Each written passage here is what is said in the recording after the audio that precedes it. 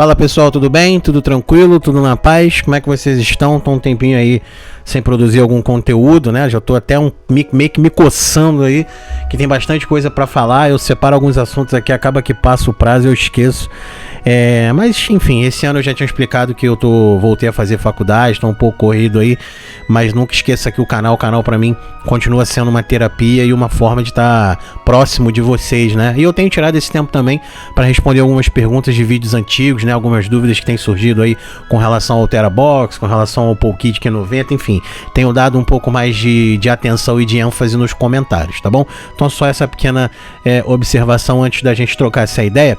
Já quero dizer que provavelmente o vídeo deve ficar longo, tá? Porque aqui eu, como quem sabe aí, já quem me acompanha um certo tempo no canal, aqui a pegada é essa de resenha, de troca de ideias. Então se você não curte, se puder deixar o like, te agradeço. Se não quiser assistir o vídeo também não tem problema, mas o papo aqui deve ficar um pouquinho mais extenso, até porque a gente vai abordar um tema nada complicado, né? Nada fácil, na verdade, bastante complicado, bastante complexo, que é aí a questão de direito autoral, questão de pirataria e de tantos outros assuntos que permeiam aí tanto os jogos eletrônicos quanto os softwares que a gente utiliza aí no dia a dia, tá bom? Quero também dizer aqui que não é a minha opinião sempre que vai imperar. A gente vai ler aqui alguma coisa de doutrina jurídica, né, de lei propriamente dita. Vamos trocar alguma ideia aqui. Em algum determinado momento eu posso ser que eu coloque a minha opinião, mas na grande maioria das vezes aqui a gente vai se ater ao que diz a lei, ao que diz o universo jurídico a respeito dessas questões, tá bom?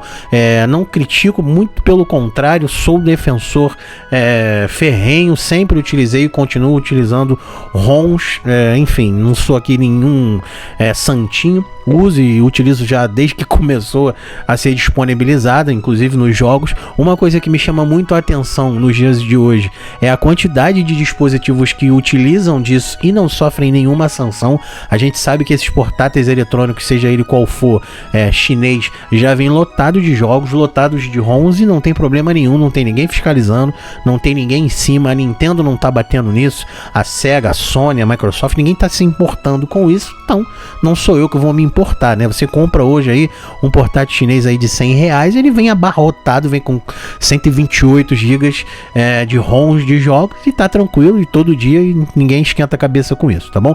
Então por que eu fiz esse título? Não é clickbait, não é chamariz, não é caça-like, nada disso, é porque é a realidade, tá? Fazer gameplay é crime, tá? Nós vamos entrar aqui num universo que é um pouco complexo, mas eu vou tentar explicar para vocês um pouco disso, tá? Para quem não sabe, eu sou bacharel em Direito, não sou advogado, não tirei a OAB, não segui, fiz a faculdade por uma série de fatores, meus pais eram advogados e tudo mais, então eu segui nessa área, e na verdade a minha mãe, né? Então eu segui nessa área, fiz o curso, meu avô também tinha escritório, mas eu resolvi não seguir porque não é a minha praia, eu fui para a área de tecnologia, mas estudei, entendo um pouco, e recentemente conversando com meus amigos, né? Sempre essas ideias de vídeo surgem de resenhas de boteco, de bar ou de troca de ideias mesmo no dia a dia. Alguém levantou a questão lá de um jogo pirata e tal, e alguém me perguntou, cara, não existe a questão do domínio público? Não existe aquela questão que daqui a tantos anos o software ou determinada coisa caduca, né? Que as pessoas costumam dizer que caduca, e realmente acontece isso, tá? No direito brasileiro a gente tem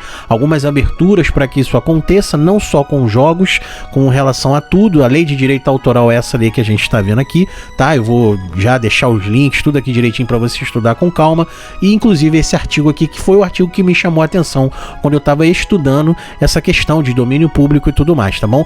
É o artigo 29 da lei 9.810, deixa eu só voltar nela aqui pra gente não errar, 9.610, tá bom? É a lei de direito autoral, ela é de fevereiro de 1998, essa lei é uma lei federal, só você jogar lá 9.610, só você jogar no Google, já vai cair direto nesse site aqui, que é o site oficial do Planalto, né? O site oficial do governo, e no artigo 29 vem ali bem explícito, né? Depende de autorização prévia e expressa do autor a utilização da obra por quaisquer modalidades, tais como reprodução parcial ou integral, edição, adaptação, arranjo musical ou qualquer outra transformação, tradução para qualquer idioma, inclusão de fonograma ou reprodução audiovisual, a distribuição, quando não intrínseca, ao contrato firmado pelo autor com terceiros para uso ou exploração da obra. Então aqui no artigo 29, já na primeira linha ali, depois dos dois pontos, já vem bem escrachado, né? Bem exemplificativo, bem elucidado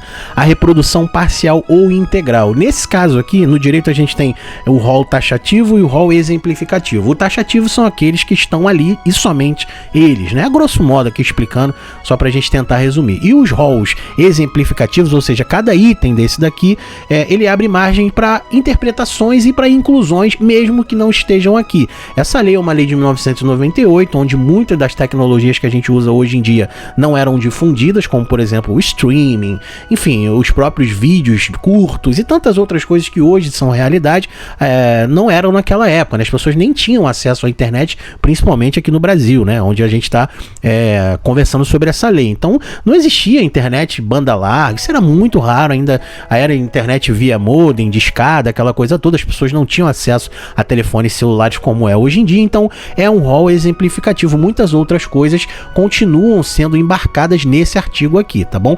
Mas, por incrível que pareça, essa primeira linha ali já é a que nos interessa aqui, reprodução parcial ou integral. Então, sempre que você faz uma gameplay, na teoria, isso aqui eu estou colocando sempre na teoria, tá? A gente vai esmiuçar isso um pouco mais à frente, mas eu só estou colocando o que diz a lei. Então, em teoria, a partir do momento que você grava uma gameplay e coloca no YouTube ou coloca em qualquer outra rede social, sim, você está cometendo um crime dentro da lei de direito autoral. Não é um crime penal, teoricamente você não vai sair preso de casa, nada disso, mas é um crime civil, vamos dizer assim, um crime de natureza da esfera civil, onde cabe quem processar você. As empresas, obviamente, que são detentoras desse direito. E novamente, eu não estou aqui dizendo só de jogo, tá? Seja ele qual for. Se você, por exemplo, igual algumas pessoas fazem e eu também faço, reproduzir uma reportagem talvez não, mas um artigo científico, né? Se eu tiver aqui, por exemplo, se aqui fosse um artigo científico que eu tivesse aqui mostrando, reproduzindo, eu estaria cometendo um crime, um MP3 e tantas outras coisas, seja ela qual for, que dependa de ter uma autorização de quem criou aquilo. Se você o fizer, reproduzir de qualquer forma, seja uma xerox, seja um vídeo, uma gameplay, como é o caso que a gente está abordando aqui, é sim um crime de natureza de esfera civil. Por que não acontece então? Por que na prática isso a gente assim não vê que realmente vá à frente? Porque muitas, obviamente, quase todas as empresas lucram com isso, né? Elas têm aí até alguns youtubers grandes e outros influencers da qual elas fazem essa parceria, mandam às vezes cópias dos jogos, dos livros, seja do que for, para essas pessoas divulgarem. Essas pessoas divulgando, é óbvio, vão chamar mais pessoas. É uma troca, né? A pessoa joga o game, consegue ali o seu like, seus inscritos, as suas vendas, muitas das vezes, né? Deixam links ali onde você comprando, a gente ganha, eu também faço isso aqui, o produtor de conteúdo ganha, em contrapartida da empresa que teoricamente teria o direito de te processar por você estar divulgando, não o faz, abre mão disso, porque vai ter muito lucro, vai estar, nem que seja às vezes lucro direto em vendas de jogos ou qualquer outra coisa, mas ela tem um lucro indireto, de certa forma é uma publicidade que está sendo feita para as pessoas conhecerem o jogo, enfim, vão começar a comentar, aquilo vai para o trend topic do Twitter e por aí vai, a empresa vai estar em evidência, mesmo se o jogo for considerado ruim, mesmo se, lógico que não vai queimar a imagem da empresa, mas mesmo que o youtuber ou a pessoa critique, porque nem todo mundo gosta de tudo, então mesmo a crítica muitas das vezes eles deixam passar, porque de certa forma está divulgando a empresa, está difundindo a empresa. Às vezes você vai lá para ver aquele jogo supostamente ruim,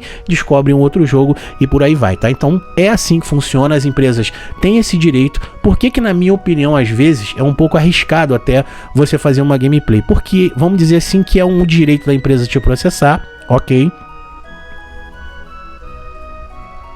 Ela não exerce esse direito, ela não leva isso para frente, mas o direito continua sendo dela. É muito arriscado, principalmente para esses youtubers maiores que tem canais aí gigantes e muitos vídeos, porque se uma hora ou outra a empresa simplesmente decidir te processar, ela pode fazer isso. E em alguns casos, tá, empresas que já faliram e que foram compradas por outras empresas, isso também pode acontecer. Suponhamos que amanhã ou depois a Nintendo ou a Microsoft venha a falir e o José das Couves compra essa empresa, compra uma dessas duas e resolve começar a processar todo mundo que está no YouTube. Ele não quer que ninguém reproduza os vídeos, os jogos, seja lá o que for, e pode sim mover um processo. É aquilo que eu estou falando. A Nintendo já fez isso durante muito tempo, continua ainda fazendo, a gente sabe disso, talvez seja uma das únicas que ainda hoje fazem isso. Ela vem processando e vem mandando tirar vários vídeos do ar de quem divulgou o filme Mario, por exemplo. Não tô falando de divulgar o vídeo na íntegra, claro, mas pequenos trechos, pequenas coisas sofrem sim sanção de direito autoral, de direito material. Quem produz conteúdo no YouTube sabe disso.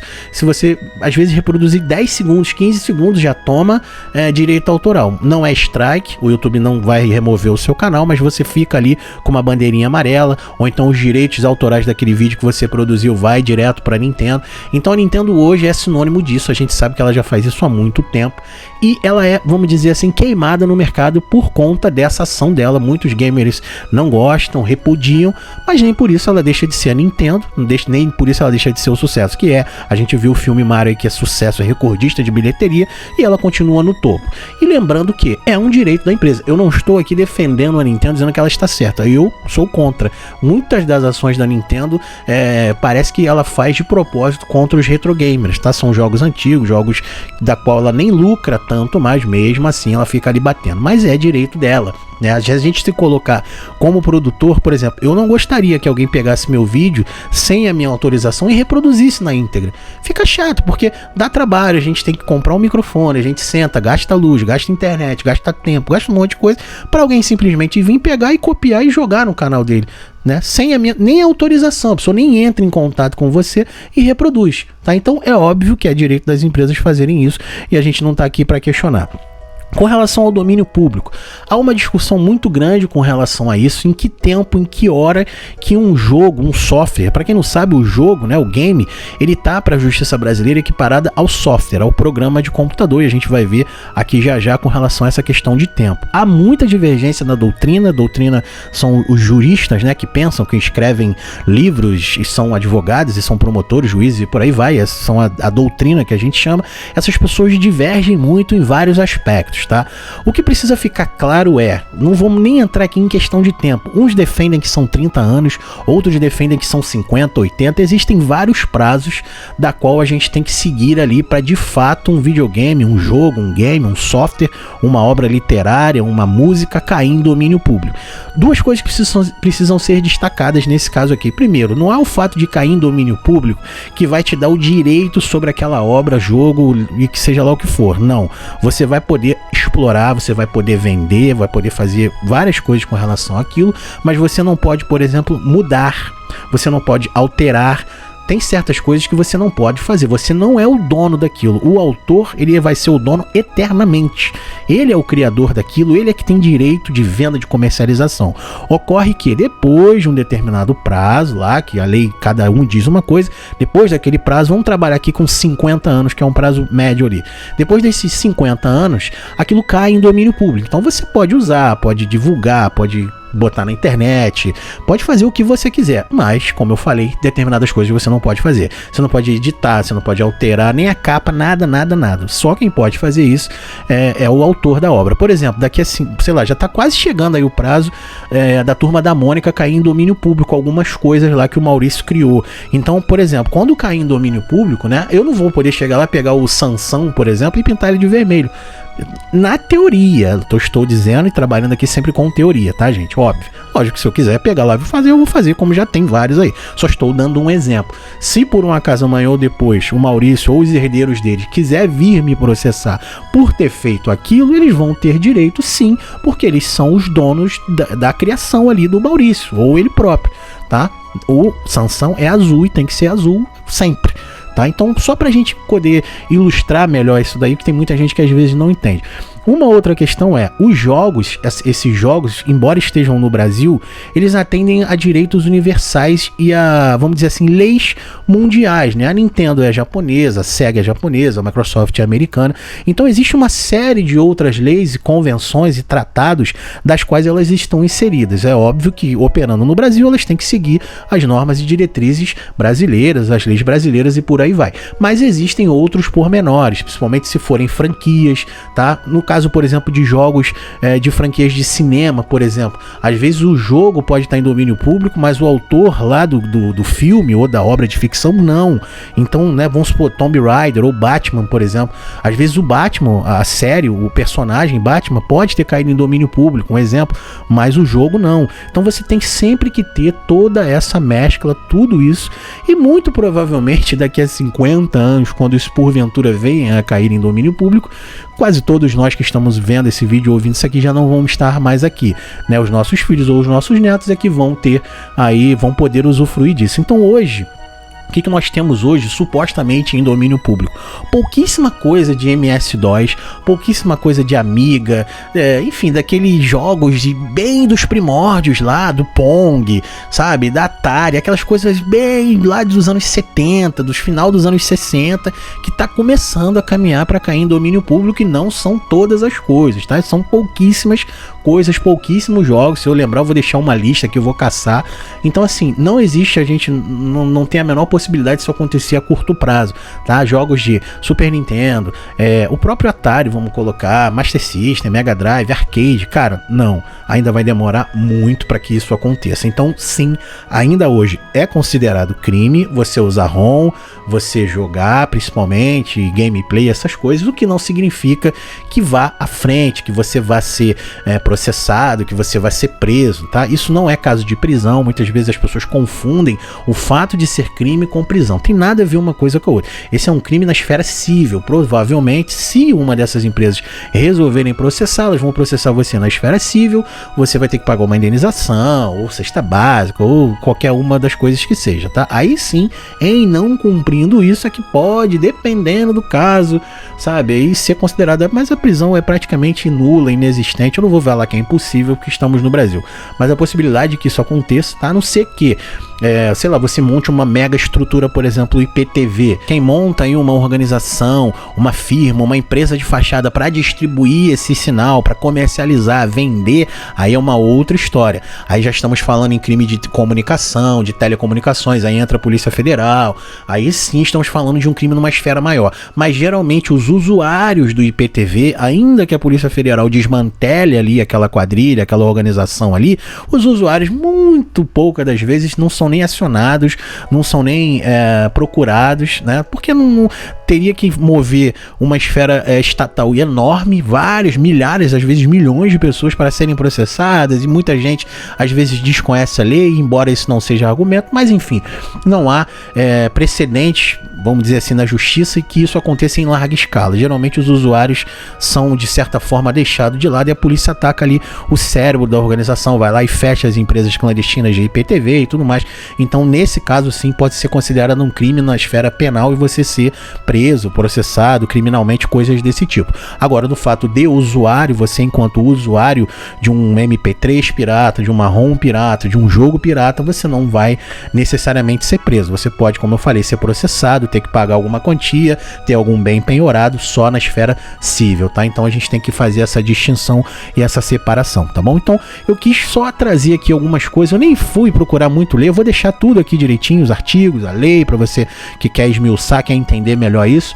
Mas na prática é isso. Por hora nós não temos jogos desses games que eu falei recentes, entre aspas, tá? Dos anos 80 e 90 pra cá. Nenhum deles é domínio público, tá? Você não pode descartar qualquer um, tá? Dos anos 80 e 90, de 1980 até hoje, não tem nenhum jogo que esteja em domínio público. A gente só vai começar a falar em domínio público lá em 2050, 2040, nessa etapa aí, alguns jogos, tá? Porque a gente vai ter que puxar, como eu falei, quando o jogo foi criado, não é quando o jogo foi lançado para o público, é quando o jogo foi registrado lá no departamento de registro, que agora me fugiu o nome aqui no Brasil ou no exterior, enfim.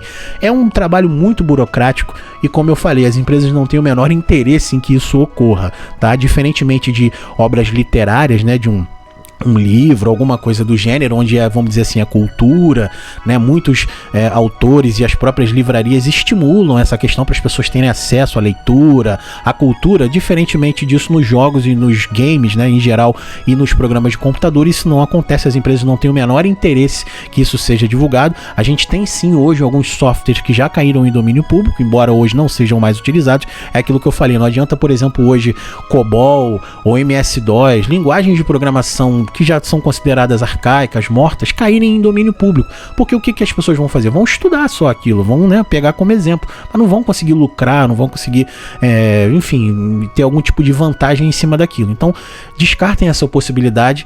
Nós que jogamos temos que ter essa consciência e saber que sim, é ilegal. Eu tenho consciência disso, que a ROM é ilegal, é um erro. Mas é aquilo, tá enraizada na cultura do brasileiro, o MP3 também é, e nem por isso as pessoas deixam de ouvir. Eu não sou santo para julgar você, porque eu também faço, então é isso, tá? A gente vai levar aí muito tempo para amadurecer essa questão, existe muita divergência, tem gente que defende, tem gente que acusa, enfim. Quem é defensor vai continuar sendo e quem é acusador vai continuar sendo também, e ninguém pode se criticar. Eu acho que tem que haver o respeito, tá? Se você tem o seu posicionamento, ótimo, maravilha, eu tenho o meu, eu não vou deixar de usar, vou continuar usando. Eu entendo, a minha opinião eu não vendendo, eu não lucrando com isso, tá tudo bem, tá aqui no meu computador, a hora que eu quiser jogar eu jogo, me divirto, não tô lesando a empresa. Essa é a minha ideia, é assim que eu me conformo. Mesmo sabendo que é ilegal, que é errado, eu me conformo desse jeito. Eu não tô fazendo mal à empresa, eu só jogo de vez em quando, então pra mim tá tranquilo. Podem me julgar, me criticar, mas é assim que eu vejo, tá bom? E é isso, a lei diz isso, então sim, jogos ROMs são crime você usar, como eu já expliquei dentro desse contexto, e a gameplay também. Se você vai ser penalizado, responsabilizado, processado civilmente, é uma outra questão. Crime tá bom? Espero que eu tenha ajudado você em elucidar, tirar algumas conclusões, fazer você pensar um pouco, refletir, e é isso. Vamos trocar essa ideia aqui nos comentários, vamos trocar essa ideia aqui no campo das perguntas, aqui embaixo, me coloque aí o que você acha, se você concorda, não concorda, e a gente vai bater nesse papo. Eu vou respondendo, vou interagindo com vocês na medida do possível, tá bom? Obrigado sempre, agradeço sempre a vocês que entram em contato, seja para criticar, seja para elogiar. Tendo educação, eu vou favoritar o comentário, vou dar coraçãozinho, vou responder. O que não pode haver é falta de educação, é assunto político, que aqui não há espaço para isso, tá bom? Aqui é um espaço de debate, de resenha, de conversa, de troca de opinião, e é isso. Um abraço, um beijo, fiquem com Deus, até a próxima. Fui!